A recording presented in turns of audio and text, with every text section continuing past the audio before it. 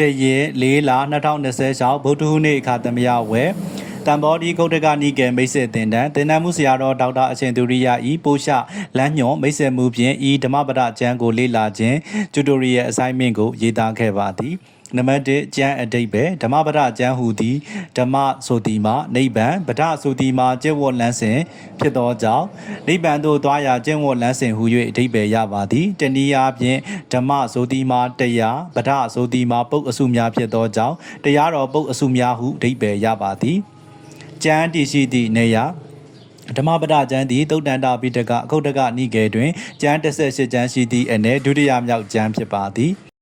နံပါတ်3ကျမ်းဖွဲ့စည်းတိဆောက်ပုံဓမ္မပဒကျမ်းကိုယမကဝဲအပမာတဝဲစိတ်တဝဲပုပ္ဖဝဲဘာလဝဲပဏိတဝဲအရဟန္တဝဲသဟတဝဲပါပဝဲဒန္တဝဲ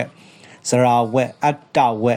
လောကဝဲဗုဒ္ဓဝဲဒုက္ခဝဲပိယဝဲကောဒဝဲဘာလဝဲဓမ္မထဝဲမေဃဝဲပကိဏကဝဲနိရယဝဲနာဂဝဲတဏဝဲဘိက္ခုဝဲပြမနာဝဲဟူ၍ဝဲအားဖြင့်26ဝဲဂါရာအားဖြင့်423ဂါရာသို့မဟုတ်424ဂါရာတို့ဖြင့်ဖွဲ့စည်းထားပါသည်နံပါတ်4ပါဝင်သောအကြောင်းအရာများယမကဝဲ၌နန္တရားတို့မှာစိတ်သာရှိသောကောင်းဆောင်ဖြစ်ကုန်၏စိတ်သာအကြည်အမှုဦးစီးဖြစ်ကုန်၏စိတ်အတိုင်းဖြစ်ကုန်၏အကယ်၍မကောင်းသောစိတ်ဖြင့်ပြောဆိုခဲ့လျက်ရင်တော်၎င်းပြုလုပ်ခဲ့လျင်တော်၎င်းကြံစည်လျင်တော်၎င်းထိုသူ၏နောက်သို့လှဲပြီးသည်နွားရှည်ရာသို့အစဉ်လိုက်တကဲ့သို့ဆင်းရဲဒုက္ခလိုက်လေ၏စသောဂါရာ20ဂါရာပါဝင်ပါသည်အပမာဒဝဲ၌မမေ့မလျော့ခြင်းသည်နိဗ္ဗာန်၏အကြောင်းတည်းမေ့လျော့ခြင်းသည်တေခြင်း၏အကြောင်းတည်းမမေ့မလျော့သူတို့သည်တေသည်မမြည်ကုန်မေ့လျော့သူတို့သည်တေသည်မြည်ကုန်၏စသောဂါရာ12ဂါရာပါဝင်သည်စိတ်တဝဲ၌လေးသမားသည်မြားကောက်ကိုဖြောင်းအောင်ပြုတကဲ့သို့ပညာရှိသည်လှုပ်ရှားသောလျှပ်ပေါ်သောစောင့်စည်းရန်ခက်ခဲသောစိတ်ကိုတဖြည်းဖြည်းဖြောင်းပေး၏စသောဂါရာ11ဂါရာပါဝင်သည်ပုပ္ဖဝဲ၌ဤခန္ဓာကိုယ်တည်ဟူသောမြေကြီးကို၎င်းအပေပုံနတ်ပုံနှင့်တကွသောဤလူပုံကို၎င်းအဘယ်သူသည်ဉာဏ်ဖြင့်ရွေးချယ်စစ်စစ်ပါမည်နီကျွန်းကျင်သောပန်းတယ်သည်ပန်းတို့ကိုရွေးချယ်စစ်စစ်တကဲ့သို့ကောင်းစွာဟောကြားအပ်သောတရားကိုအဘယ်သူသည်ဉာဏ်ဖြင့်ရွေးချယ်စစ်စစ်ပါမည်နီစသောဂါရာ16ဂါရာပါဝင်သည်ဘာလဝဲ၌အိပ်၍မပြောသောသူအားညတာရှေ၏ခยีပန်းသူအားယူဇနာခยีသည်ရှေ၏သူတော်ကောင်းတရားကိုမသိသောသူမိုက်တို့အားတန်တရားရှေ၏စသောဂါရာ16ဂါရာပါဝင်သည်ပဏိတဝဲ၌အပြစ်အားလျော်စွာဆုံးမလေးရှိသောပညာရှိအားမြုပ်ထသောရွှေအိုးကိုပြောကြားတကဲ့သို့သဘောထား၍စီကပ်ရာ၏ဤသို့သောပညာရှိကိုမိဝဲစီကပ်သူမှာအကျိုးများ၏အဘယ်အခါမှအကျိုးမယုတ်စသောဂါရာ14ဂါရာပါဝင်သည်အရဟန္တဝဲ၌တန်တရားခရီးကိုသွားပြီးသောစိုးရိမ်ခြင်းမှကင်းသောတရားအလုံးမှလွန်မြောက်သောအနှောင်အဖွဲ့အလုံးကိုပယ်ပြီးသောသူအားပူလောင်ခြင်းမရှိချေစသောဂါရာ10ဂါရာပါဝင်သည်တဟတဝဲ၌အကျိုးစီးပွားနှင့်ဆက်ဆိုင်ခြင်းမရှိသောစကားပေါင်း1000ထက်ကြားနာရ၍ငြင်းရေးကြောင်းဖြစ်သောစကားတခွန်းကမွန်မြတ်၏စသောဂါရာ16ဂါရာပါဝင်သည်ပါပဝဲ၌ကုသိုလ်ကောင်းမှုကိုအလျင်ပြုရာ၏စိတ်ကိုမကောင်းမှုမှတားမြစ်ရာ၏ကောင်းမှုပြုရန်နှေးသောသူ၏စိတ်သည်မကောင်းမှု၌မွေ့လျော်တတ်၏စသောဂါရာ13ဂါရာပါဝင်သည်ဒန္တဝဲ၌တတဝါမှန်သမျှဒံကိုလန့်ကုန်၏တေခြင်းကိုကြောက်ကုန်၏မိမိကိုယ်ကိုဥပမာပြု၍တတဝါကိုမငင်းဆဲမတတ်ဖြတ်ရာစသောဂါရာ18ဂါရာပါဝင်သည်စရာဝဲ၌ကိလေသာမီအမြဲမပြတ်တောက်လောင်နေပါလျက်အဘက်ကြောင့်ရေမောအားရနှစ်သက်နေကြသည်အဝိဇ္ဇာအမောင်ထုကြီးပိတ်စည်းနေပါလျက်အဘဲကြောင့်ပညာစီမီးကိုမရှာမီပဲနေကြပါသည်စသောဂါရာ17ဂါရာပါဝင်သည်အတ္တဝဲ၌မိမိကိုယ်ကိုရှင်းမြတ်နိုးပါလျင်ကောင်းစွာဆောင်ရှောက်ရာ၏ပညာရှိသည့်အရွယ်3ပါးတွင်တပါးပါးသောအရွယ်၌မိမိကိုယ်ကိုသုတ်သင်ရာ၏စသောဂါရာ10ဂါရာပါဝင်သည်လောကဝဲ၌ကာမဂုဏ်အယုတ်တရားကိုမမိဝဲရာမိမိရော့မနေရာမှားသောအယူကိုမယူရာလောကကြီးပွားရေးအတွက်တစ်သက်တာမဖြစ်စေရာစသောဂါရာ12ဂါရာပါဝင်သည်ဗုဒ္ဓဝဲ၌အကျင့်မြတ်စွာဘုရားသည်အောင်အပ်ပြီးသောကိလေသာကိုတဖန်အောင်ဝယ်မလို့အကျင့်မြတ်စွာဘုရားသည်အောင်အပ်ပြီးသောကိလေသာနောက်သို့ကိ ကိလေသာတစုံတစ်ခုမျှအစင်မလိုက်တော့ရှိအပိုင်းအရှားမရှိကျစ္စားနိုင်သည်တပိညုတဉာဏ်တော်ရှိတော်မူသောတဏှာစသည့်ခရီးလမ်းကြောင်းမရှိသောထိုမြတ်စွာဘုရားကိုအဘယ်ခရီးလမ်းကြောင်းဖြင့်တင်တို့ခေါ်ဆောင်ကြမည်နီစသောကာတာ18ကာတာပါဝင်သည်ဒုက္ခဝဲ၌ရံပြုတ်တတ်သူတို့အလယ်၌ရံမပြုတ်ကြပဲအလွန်ချမ်းသာစွာငါတို့အသက်မွေးနိုင်ကြကုန်၏ရံပြုတ်သောသူတို့အလယ်၌ရံမရှိကုန်ပဲငါတို့နေနိုင်ကြကုန်၏စသောကာတာ12ကာတာပါဝင်သည်ပိယဝဲ၌မိမိကိုယ်ကိုအာမထုတ်တင်ရာ၌အာထုတ်လျက်အာထုတ်တင်ရာ၌အာမထုတ်ပဲအကျိုးစီးပွားကိုဆွန့်လွှတ်၍ရှစ်ပွဲအာယုံကာမဂုဏ်ကိုဆွဲလန်းသူသည်ကိုယ်တိုင်အာထုတ်သူတို့၏အကျိုးစီးပွားကိုလိုလားတောင်းတ၏စသောကာတာ12ကာတာပါဝင်သည်ဂေါတဝဲ၌အမျက်တော်သားကိုစွန့်ရ၏မာနကိုပယ်ရ၏တန်ရောစင်မှန်သမျှကိုကြော်လွန်ရ၏ယုံနာ၌မညှိတွယ်မကြောင်းကြသူထံသို့ဆင်းရဲဒုက္ခတို့သည်မကြရောက်ကုန်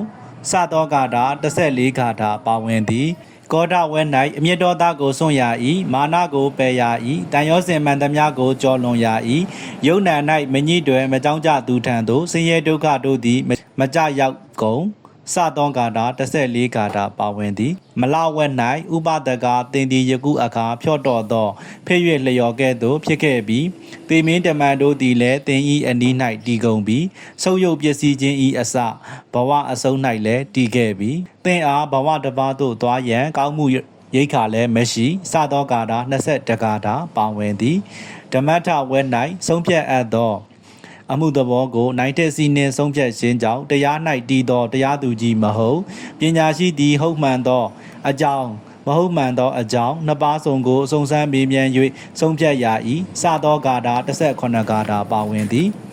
မဂဝဲ၌လန်ခရီးအလုံးတွင်အင်္ဂါ8ပါးရှိသောလန်ခရီးသည်အမြတ်ဆုံးဖြစ်၏သစ္စာအလုံးတို့တွင်အရိယသစ္စာ4ပါးသည်အမြတ်ဆုံးဖြစ်၏သဘောတရားအလုံးတို့တွင်ရာဂကင်းရာနိဗ္ဗာန်သည်အမြတ်ဆုံးဖြစ်၏အရှင်နှချောင်းကြည့်တတ္တဝါအလုံးတို့တွင်မျက်စိ5ပါးရှိသောမြတ်စွာဘုရားသည်အမြတ်ဆုံးဖြစ်၏စသောကာတာ18ကာတာပါဝင်သည်ပကိဏကဝဲ၌အနှဲငယ်သောချမ်းသာကိုဆွန့်လွတ်ခြင်းကြောင့်ကြီးကျယ်ပြန့်ပြောသောချမ်းသာကိုရလိမည်ဟုမြင်ခဲ့မူပညာရှိသည်အနှဲငယ်သောချမ်းသာကိုစွန့်လွတ်ရ၏စသောကာတာ16ကာတာပါဝင်သည်နိရယဝဲ၌မဟုတ်မမှန်ပြောဆိုသောသူသည်လည်းငရဲသို့ရောက်ရ၏မိမိပြုလုပ်ပါလျက်မပြုလုပ်ဟုပြောဆိုသောသူသည်လည်းငရဲသို့ရောက်ရ၏ထိုသူနှစ်ယောက်တို့သည်လည်းယုံမာသောအမှုရှိကုန်သည်ဖြစ်၍နောင်တမလွန်ဘဝ၌ငရဲခံရခြင်းတူကုန်၏စသောကာတာ14ကာတာပါဝင်သည်နာဂဝက်၌စင်ပြောင်ကြီးသည်စစ်မြေပြင်၌မိမိပေါ်သို့ကြာရောက်လာသောမြားကိုမတုံမလုတ်ခံတဲ့ကဲ့သို့ငါဖျားသည်လွန်ကျူးစော်ကားသောစကားကိုတီးခံအံ့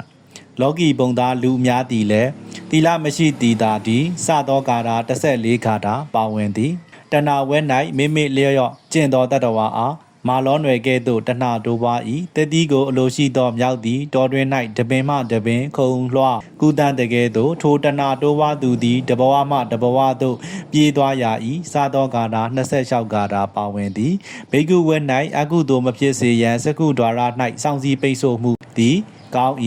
သောတာဒါရ၌စောင့်စည်းပိတ်ဆို့မှုသည်ကောင်း၏ကာဏဒါရ၌စောင့်စည်းပိတ်ဆို့မှုသည်ကောင်း၏ဇီဝဒါရ၌စောင့်စည်းပိတ်ဆို့မှုသည်ကောင်း၏စသောကာတာ23ကာတာပါဝင်သည်ပြမနာဝဲ၌တဏှာတိဟုသောအရင်ကိုဖြတ်လော့လုံလပြု၍ကာမတို့ကိုပယ်လော့သင်္ခါရတို့ဤကုံရာကိုတည်၍မပြုတ်ပြင်အပ်သောနိဗ္ဗာန်ကိုတည်လော့ယဟန္တာဖြစ်လေလော့စသောကာတာ42ကာတာပါဝင်သည်နံပါတ်5ကျမ်းအနှဲ့ရှုပ်ဓမ္မပဒကျမ်းသည်ဗုဒ္ဓစာပေစုအဖြစ်တည်ရှိနေတော်လဲအကြောင်းအရာလူမျိုးအသီးသည်ကိုးကွယ်မှုအသီးသည်ယဉ်ကျေးမှုအသီးသည်နှင့်ဆက်နွယ်နေသောဆုံးမစကားများစွာပါဝင်နေသည်ထိုအဆုံးအမများသည်လူမျိုးဘာသာမဲ့၍လိုက်နာကျင့်သုံးနိုင်ခြင်းကြောင့်ဤဓမ္မပဒကျမ်းသည်ဘာသာရေးကျမ်းစာအဖြစ်သာမကစရိတ္တပြုပြင်ရေးကျမ်းအဖြစ်ခေါ်ဆိုနိုင်ပါသည်နံပါတ်6နီဂုံဓမ္မပဒကျမ်းသည်သုတ်တန္တပိဋကအခုတ်တကနိကေတွင်16ကျမ်းရှိသည့်အနက်ဒုတိယမြောက်ကျမ်းဖြစ်ကရှစ်လုံးဖွဲ့ကာတာ423သို့မဟုတ်424ကာတာကိုအကြောင်းအရာအလိုက်တော်၎င်းတင်စားရာပုဂ္ဂိုလ်ကိုလိုက်၍တော်၎င်းတူညီသောစကားစုများထပ်ပြန်တလဲလဲပါဝင်နေသည်ကိုအကြောင်းပြု၍တော်၎င်းစာစုငယ်26ခုဝဲအားဖြင့်26ဝဲတို့ဖြင့်ခွဲခြားဖွဲ့စည်းထားပါသည်ဤကျမ်း၌ပါဝင်သောအကြောင်းအရာများမှာလောကီအကျိုးစီးပွားအတွေ့အပြုအမူအပြောအစိုးအနေအထိုင်စသောနေ့စဉ်ဘဝကျင့်သုံးရမည်အရှင်းများနှင့် လောကုတ္တရာအတွက်ပါအကျိုးရှိအောင်ဟောကြားထားသောတရားတော်များဖြစ်ပါသည်နံပါတ်9ရှုံငုံသုံးသက်ချက်ဓမ္မပဒကျမ်းတစ်ခုလုံးကိုရှုံငုံသုံးသက်ရလျင်ဤဓမ္မပဒကျမ်းသည်ဗုဒ္ဓစာပေအစုအဖြစ်တည်ရှိနေတော်လဲအကြောင်းအရာလူမျိုးအသီးသီးကိုယ်ွယ်မှုအသီးသီးနှင့်ဆက်နွယ်နေသောဆုံးမစကားများပါဝင်နေပါသည်စာသားအရာလည်းအခြားသောပိဋကကျမ်းဂန်တို့နှင့်တာမကပြမနာစာပေများနှင့်လည်းတူညီနေကြောင်းတွေ့ရပါသည်ထို့ကြောင့်ဤကျမ်းငယ်ဤကြော်ကြားမှုသည်အိန္ဒိယစာပေနယ်ကိုလွန်၍ကမ္ဘာစာပေနယ်သို့ရောက်ရှိနေပြီဖြစ်ပေသည်ဤကျမ်း၌ဘာသာရေးနွယ်သောဆုံးမစကားများလူမှုရေးဆန်သောအဆိုအမိန့်များရောနှောပါဝင်ကဥပမာများဖြင့်ဝေဝေဆက်ဆာရှိပါသည်ဤဓမ္မပဒကျမ်းပါဠိတော်ဂါထာများကိုအထကတာဆရာတို့ကဇဝတ္ထုတာရကများဖြင့်တွဲဆက်ရှဲ့ထွင်၍ဖွင့်ဆိုကြသောကြောင့်ယနေ့ခေတ်ဗုဒ္ဓဘာသာအများစုကဓမ္မပဒဟုဆိုလျင်ပုံမြင်ဇဝတ္ထုစာအုပ်ဟုအထင်မှားနေကြပါသည်စင်စစ်မှာမူဤကျမ်းတွင်ပါဝင်သောတရားတော်များသည်နေ့စဉ်ဘဝလိုက်နာကျင့်သုံးရမည်အဆုံးအမများမြတ်ဗုဒ္ဓ၏အဆုံးအမများဖြစ်သောကြောင့်ဗုဒ္ဓဘာသာဝင်သူတော်စင်အားလုံးမဖြစ်မနေလေ့လာသင်သောကျမ်းတစ်ခုဖြစ်ကြောင်းသုံးသပ်ရှုမြင်မိပါသည်